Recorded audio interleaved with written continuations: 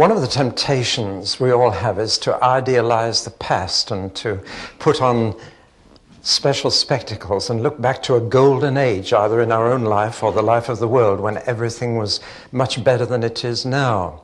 Well, nostalgia isn't what it used to be, but Christians do the same thing.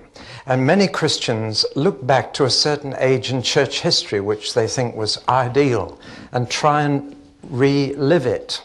For example, some people go back to the Welsh revival. If you go to Wales, they talk about 1904 and, oh, it was wonderful in those days. Others go further back to the Methodist revival in the 18th century. Then there's quite a large number of Christians in England who idealize the Puritan era. If only we were like the Puritans again. Others go back to the Reformation. There's a resurgence of interest in the Anabaptists of the 16th century at the moment, and it's influencing a lot of Christians in this country. They go even further back.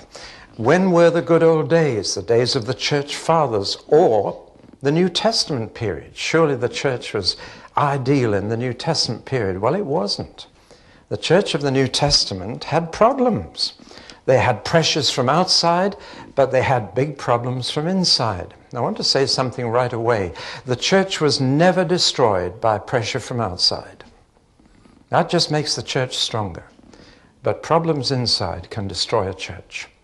And when we turn to the Corinthian letters of Paul, we're turning to a church with big problems. There is no church that Paul founded that had bigger problems than Corinthians. But thank God for those problems.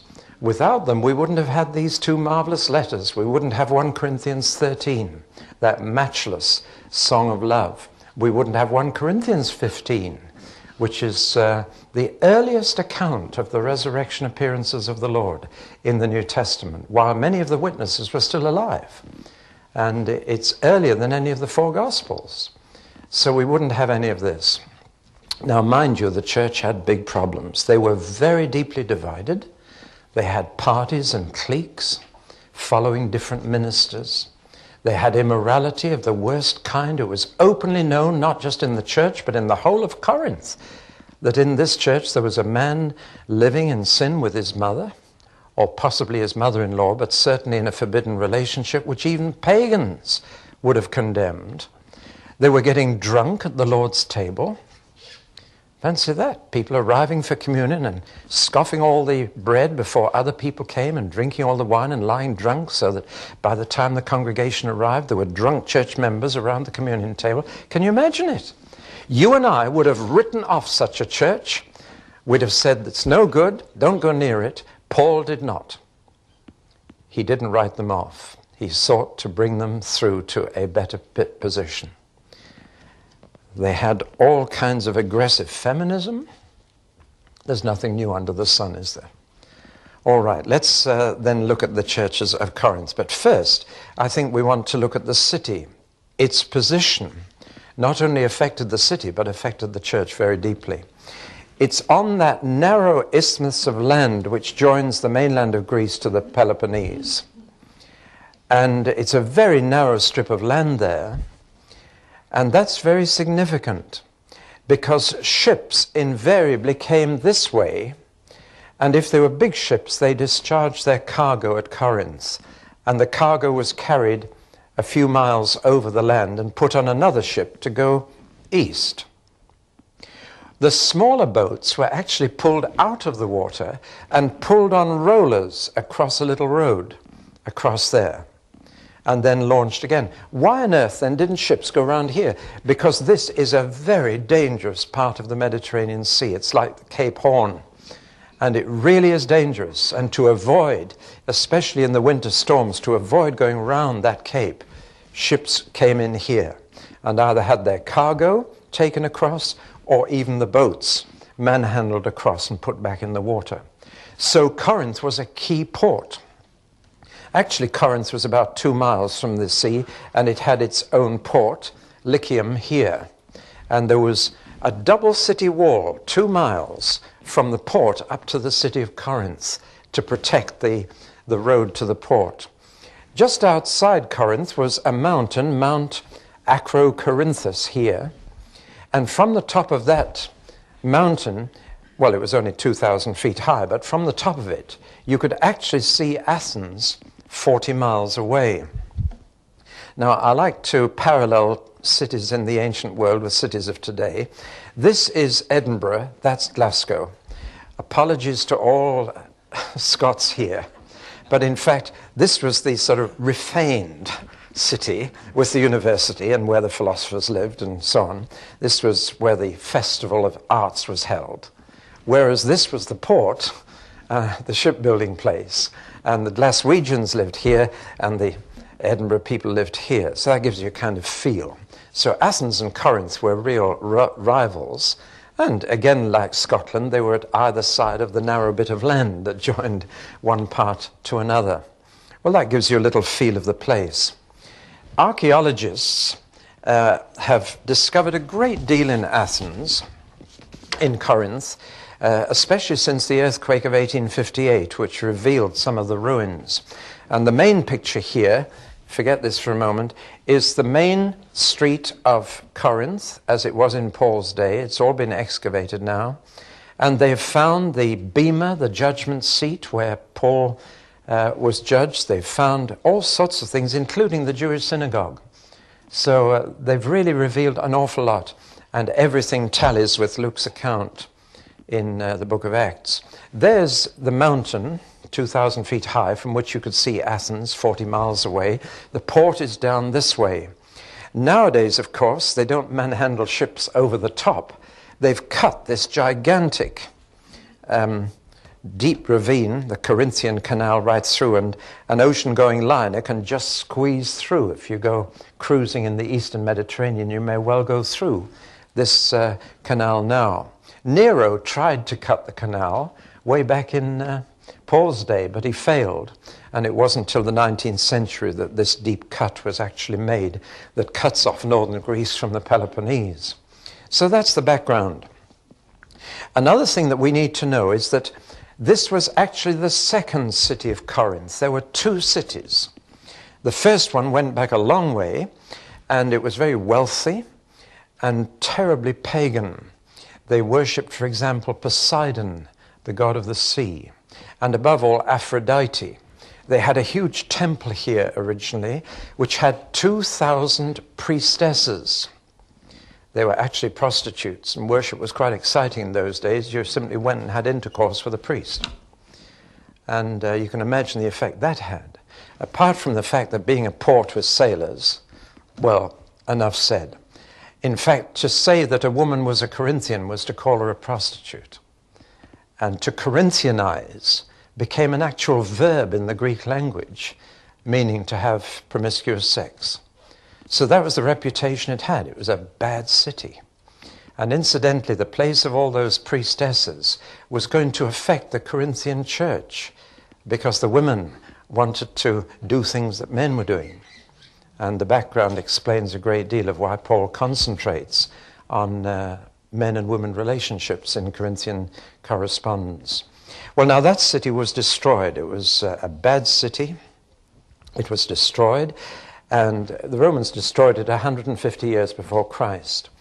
And then later, not long before Christ came, they rebuilt it and repopulated it with a very different population. Mostly freed men. That means ex-slaves who had either bought their freedom or earned it in some way. And so they were ex-slaves who populated the city. But again, because of its position, they made a lot of money. It became wealthy, trading obviously, and it became again an immoral seaport. But it meant that there were very few noble or well-educated people. It was full of self-made, wealthy traders, self-made men. Well, now that again affects the Corinthian church membership. Paul says to the church members, not many noble among you. Not many high-born. You're very ordinary people. You're from the bottom of the social heap. And they were. But they were not poor. They were good traders. They were wealthy. They'd made a lot of money. But they were people who'd worked up from the bottom, as it were, by their own efforts. Ex-slaves now trading in the seaport. Now, all that background is fairly important. Both the social background and the moral background crept into the church. Snobbery is very widespread among those who are not truly high-born. Do you know what I mean? Those who've climbed up the social ladder by their own efforts tend to be the worst kind of snobs, don't they? And think they're high and mighty because they've done it by their own efforts. The truly high-born are usually quite humble people, but the snobs are those who've worked their way up themselves. And that kind of snobbery invariably begins to compare minister with minister and begins to form cliques and divisions in a church. See how the background is coming into the church. It happens with all our churches. We've all got a background, and we come to Christ. You don't immediately lose all your background, and you bring it into the church, and that creates problems which are not really spiritual problems, but social problems. See, and there are social problems in churches in England, let's fool ourselves. And there are moral problems because of our background. We were each brought up to regard different things as right and wrong. And when you get it together, some Christians say it's wrong to touch alcohol, some say it's okay, and so it goes on. And some places like Norway, the Christians smoke like factory chimneys, and other places they don't. And these differences of moral behavior are often due to background and not due to principle. And you've got to learn to live together as Christians with your different backgrounds and upbringing. All that kind of thing comes out very well in the Corinthian correspondence. The two biggest battles in any church, however, are these: how to keep the church in the world and how to keep the world out of the church. And most problems pastorally can be put under one of those two heads. And we're going to see that particularly here. You realize that the first city was very Greek, but the second city was very Roman. It was still just as immoral, but it was a different kind of culture. And it's the Roman culture that was quite strong in Corinth. The Roman law was the law in Corinth.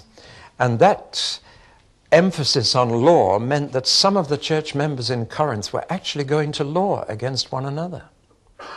And litigation was very, very common in Corinth. And that had crept into the church. So actually you had church members taking other church members to court and suing them. And all this is very reminiscent of a self-made community with people rising up the ladder by their own efforts and by their own money-making. Now we've a further complication. Not only were there two cities here, but Paul wrote 4 letters to the 2 cities, or to the city there was in his day. And we've only got 2 of them. And I'm going to complicate things very much in your minds by telling you that the first letter to the Corinthians is actually his second letter to the Corinthians, and the second letter to the Corinthians is actually his 4th letter to the Corinthians. And there were 2 others which we've lost. And what we know of them, we're rather glad that we have lost them. One was a very hasty letter, which Paul perhaps later regretted writing. He acknowledges he wrote in haste and he'd written in too much of a hurry. And the other was a very hot letter, and he acknowledges that it was a bit too hot. So we've lost the hot letter and the hasty letter. But let me try and put it all together for you, if we can. And it is going to be complicated.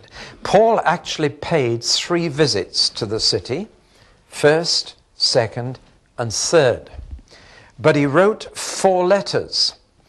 The first letter, the second letter, the 3rd, and the 4th. And meanwhile, he sent delegates to the church with his letters and to try and sort things out. He first sent Timothy with the second letter, which is our 1 Corinthians. Isn't it complicated? So if you just write 2 instead of 1 and 4 instead of 2, you're right.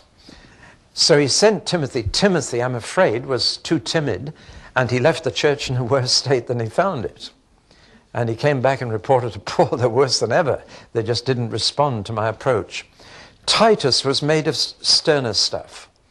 And we'll find that when we study the letters to Timothy and Titus. Titus was tough, whereas Timothy was timid.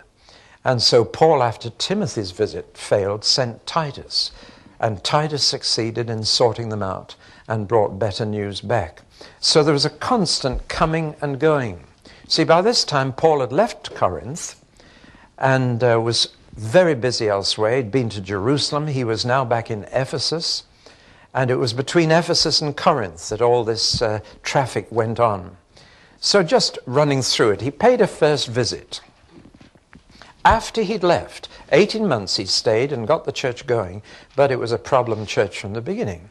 After he'd left, a bad report came to him at things going really wrong in the church. So he sent the first letter, the hasty one. He scribbled a note to them telling them to put things right. But another report came from a family that came to Ephesus, Chloe's household, brought a further bad report showing that the first letter had had the exact opposite reaction. And a letter written in haste can do that. And they just reacted violently against Paul's first letter. But we don't know. It may be found, part of it, in 2 Corinthians 6 to 7. That's a conjecture. We don't know. But that little bit sounds a bit like that hasty letter, which tried to put things right with a big hammer, you know, and it didn't do it. Sometimes it's like straightening out a dent in your car. If you've got a dent in your car wing, don't take a hammer and hit the middle of the dent at the back. You'll crack it. You have to tap it around the dent and gradually keep on tapping and work in towards the center until it gets it nicely out. Otherwise, you do more harm than good. Well, Paul tried the big hammer and it just didn't work. So Chloe's household brought a bad report. So he sent a letter back, or rather he got a letter also brought by 3 of them. And this letter had a lot of questions they wanted to ask. They wanted to ask about spiritual gifts. They wanted to ask about marriage and divorce. They didn't want to ask about their problems significantly. It's interesting, people always come to you with questions, but not problems. Do you know what I mean? And so Chloe's household had brought the report of the problems, and Stephanus, Fortunatus, and Achaicus had brought a letter with questions for him. So what he did was, he sent what we know as the 1 Corinthian letter with Timothy, and that letter from Paul to the Corinthians, brought by Timothy, covered both the questions of the letter and the problems that Chloe's household had told tales about. And that's how we got 1 Corinthians. And when you go through 1 Corinthians, you've got to decide, now, is this an answer to one of their questions? Or is it Paul dealing with one of the tales that this family had told him? All right? Well, that first letter went. And then a report came back to Paul. They're worse than ever. Talk about the care of all the churches. So this time, Paul paid a second visit, and that visit was a disaster. And it just all went wrong. So Paul had his occasions like we do, and everything went wrong. And Paul just had to leave. He just couldn't do any good. And so he left. That's when he sent his third letter with Titus. And that third letter we've lost, unless we've got it at the end of 2 Corinthians, chapters 10 to 13. That's a possibility, because that is a very hot section of the second letter. Very hot indeed. Paul resorts to sarcasm. And as every school teacher knows, you've got pretty desperate when you resort to sarcasm. It's the temptation of all teachers to be sarcastic to pupils. But anyway, that third hot letter went with Titus, but Titus was a good man to sort out problems. Paul often left Titus behind to sort out problems. He just seemed to have that firmness that said, no nonsense, we're not having any more nonsense, let's put it right. Timothy was a bit too timid. He said, please, let's try and put it right. But Titus said, come on, we're not standing any more of this, let's put it right. And he put it right. And now a report came from Corinth that things were very much better. And Paul was so delighted that he sent a fourth letter with Titus again. And this is what we call 2 Corinthians. And then Paul finally paid a third and last visit to them, a very happy visit. So he had his first visit when he started them, a second visit which went terribly wrong, and he just had to leave. He was just not able to communicate with them. And the third visit, which was happy again. Well, now that's the kind of trouble that Paul had with just one church. And we have these two letters. But again, thank God that we have them. The contrast between the two letters is quite marked. The first letter deals with practical issues. The second letter deals with personal insults. The whole of the second letter, Paul is outraged at the way they've insulted him. And they really did. So practical issues, personal insults. The first letter is about what he thought was wrong with them. The second letter is all about what they thought was wrong with him. All right? If you get these things in your mind simply as contrasts, you're more able to understand the letters. The first letter concentrates on church members and how church members ought to behave. But the second letter concentrates on ministers, pastors, leaders, and how they ought to be behaving. So that there's a very clear contrast between the two letters. If you've read them, you must have noticed. Let me run through them again. First letter, practical issues. Second letter, personal insults. First letter, what Paul thought about the Corinthians. Second letter, what the Corinthians thought about Paul. First letter, how church members ought to be. Second letter, how church ministers ought to be. Well, now that's given you a feel, I hope, of the two letters. So now we can look in more detail at the first letter to Corinth. And we'll look at this one first.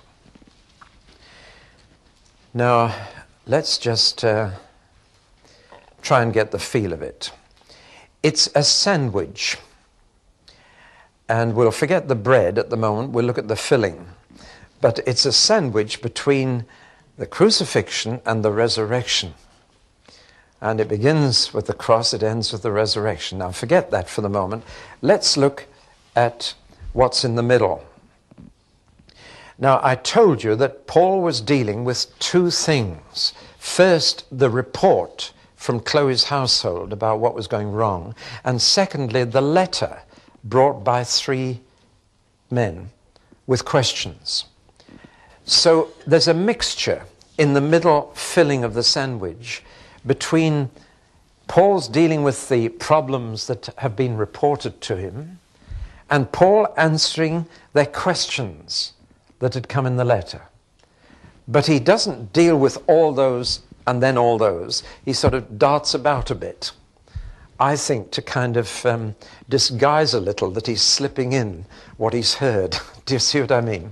So he deals with a series of problems, but something like 2/3 or just over half the problems he's heard about, and half of them they have asked about. See? Let's take them. The things he's heard, which they haven't mentioned in the letter, but which he knows are happening: division among the members, immorality in the membership, members taking each other to court and suing each other, litigation, idolatry creeping in, the relationship of men and women, and particularly their role in the church, and this matter of getting drunk at the Lord's Supper and abusing it. You see, in those days, the Lord's Supper was a full meal. And it would be nice if it still was, actually. And from time to time in our church in Guildford, we had a communion where we had a full meal, and on each table, for each group of Christians, there was a cup and a piece of bread, and at the end of the meal, we passed that round. That's how it was done in the early church. It was part of a meal together. The meal bit dropped largely because of the abuse at Corinth. And the meal was reduced to a little bit of bread and a little bit of wine. And that stopped people eating it all and getting drunk. So I'm afraid we lost something because of Corinth's abuse.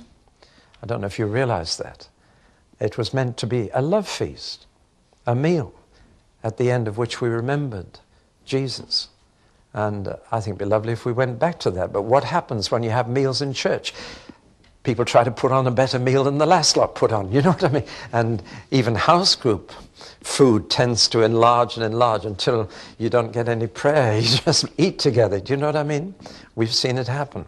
So these were the problems that Paul had heard about, and he writes to put them right. And then they had asked him about marriage and divorce and remarriage, which is the key issue. Incidentally, the Bible never says divorce is a sin. It does say that remarriage is. That's a very important distinction. They were asking about meat offered to idols because most of the meat that they bought had already been involved in a pagan religious ceremony, as, for example, New Zealand mutton is today. Since New Zealand lost the European market for its mutton, they have to sell the mutton mainly to the Middle East now, where there's a big market for it. Mutton is the favorite meat in Arabia. And, of course, to do that, they now have to have Muslim mullahs in New Zealand to supervise the killing of the lambs and to say prayers over the killing of the lambs. So if you buy New Zealand mutton today, you're buying mutton that has already been involved in a Muslim ceremony. Do you understand? That's exactly the problem they had in Corinth, because the slaughterhouse was a religious place and the meat was offered to idols before it was on sale in the marketplace. And that created a conscience problem for Christians. Should we eat meat that has been offered to idols, or should we become vegetarian because of the idolatry that lies behind the slaughtering? Do you follow me? Well, that was a problem. So they asked about marriage and divorce and remarriage. They asked about meat offered to idols. And in particular, they were asking about spiritual gifts, because they had a lot of them. In fact, Paul thanked God that they had tongues and prophecy and miracles. They had all the spiritual gifts. Every church member at Corinth had been baptized in the Spirit, and every church member at Corinth had a spiritual gift. And Paul thanked God that they were such a charismatic church. But at the same time, they were a carnal church. It's possible to be charismatic and carnal. And that means quite simply to have all the spiritual gifts, but to lack the spiritual fruit that you need in order to handle the gifts properly. But they were asking him about that, so at one point in the letter he says, now concerning spiritual gifts. Now, since Paul is sometimes dealing with their questions, we have a bit of a problem in these sections as to when Paul is quoting what they say or when he's quoting what he thinks. And that's led to some misunderstanding and some difficulties of interpretation. For example, at one point, Paul says, it is good for a man not to marry. But is he saying it, or is he quoting them? And if you read the whole sentence, it is, now for the matters you wrote about, it is good for a man not to marry. Do you see? It might mean they were saying, isn't it good for a man not to marry? Because Paul actually then goes on to give a very high view of marriage. So that we've just got to be a little careful. When is he quoting them? For example, when he says, a woman should be silent in church. Is he quoting them, or is he quoting himself? Because in this very letter, he encourages women to pray and prophesy in church. You see the kind of problem? So I'm just putting that in because we've got to be rather careful with 1 Corinthians when we interpret it and apply it. You just got to be very careful that you're not quoting something as from Paul, where in fact he's quoting what their letter is saying, which he then deals with. You got the picture?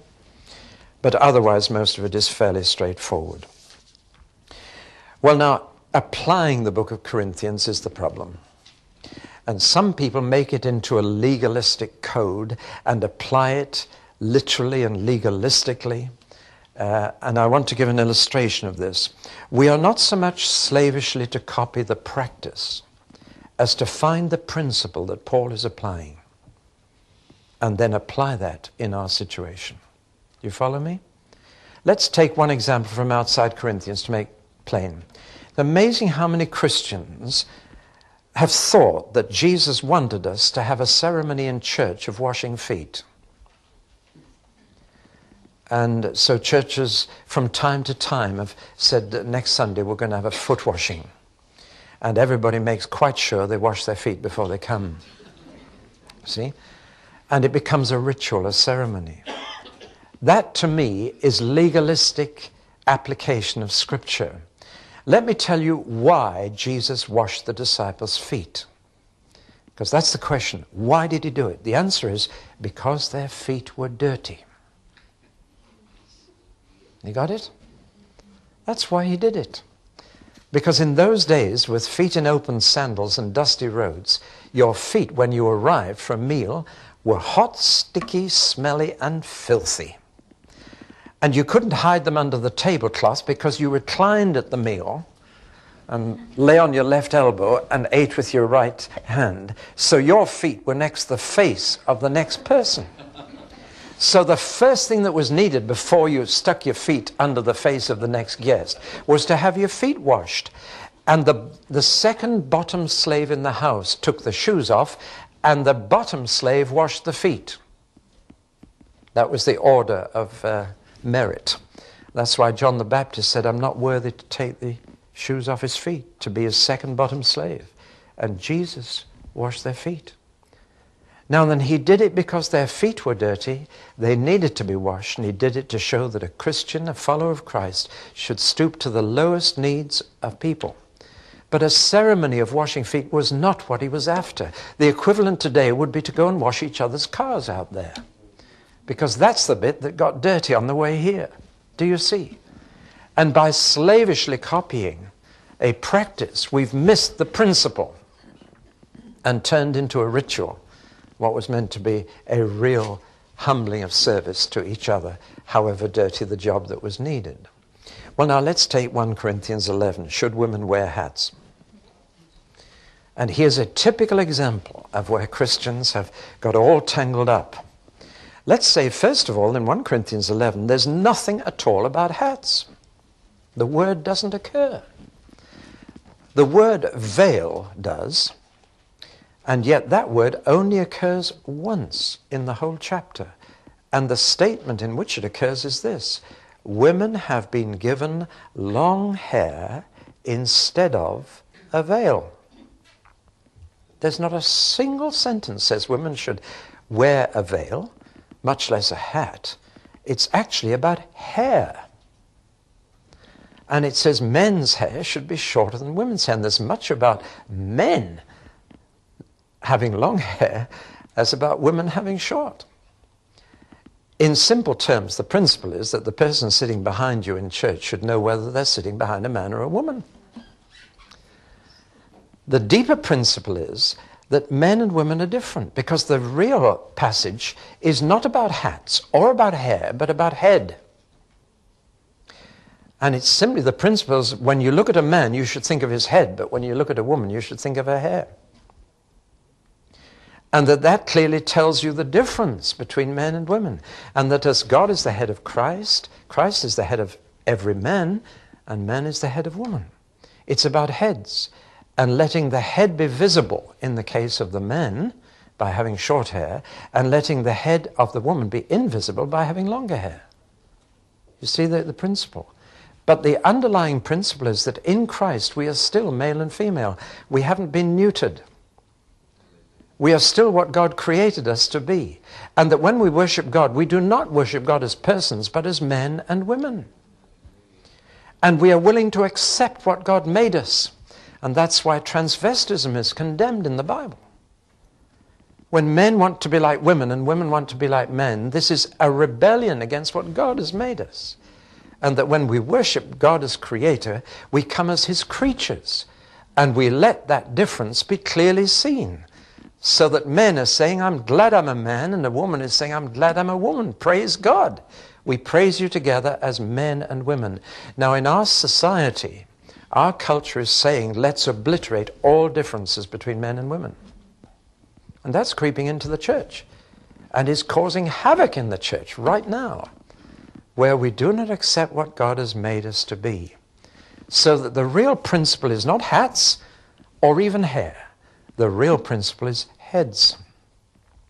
And a woman covers her head with her hair, a man uncovers his head, so that he is seen as head and she is seen as hair, and her glory is her hair. Now, do you see how we've got into the passage in perhaps a fresh way? Instead of saying, should women wear hats? We've gone to the principle, which the principle is headship. And that is demonstrated openly in our culture in the most appropriate way. I was asked recently by an African, he said, in my country, women's hair is just as short as men. It can't be anything else. It just grows in tight little curls. What do? I said, then you must take the principle and say, how in church can we demonstrate clearly that we are men and women? We're not neutered persons. That's the principle. Deep down, it's God who made us male and female in his own image. And our world is absolutely rebelling against that distinction which God made. And we need each other. Men and women are different. Thank God we're different. We need each other. We're complementary. We are of equal value and dignity and status in God's sight, but of different role and responsibility and function. And it's God who made that. And when we worship God, we are not neutered persons. We are men and women.